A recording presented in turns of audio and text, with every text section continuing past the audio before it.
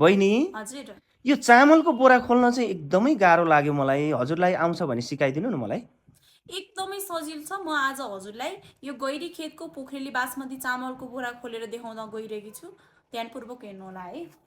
हुन्छ। सुरुमा त हजुर यो दुईपट्टि धागो हुन्छ, हजुरले देख्न सक्नुहुनेछ बोरामा। हजुरले दुवैपट्टि यसरी काट्नुहोस्, छेउमा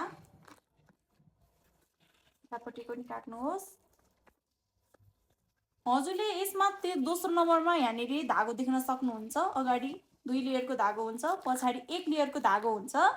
हजुरले यो अगाडिको 2 लेयरको धागोलाई नहेर्नुहोस्, पछाडिको 1 लेयरको धागोलाई हेर्नुहोस् र यसरी छेउबाट खोल्ने प्रयास गर्नुहोस्।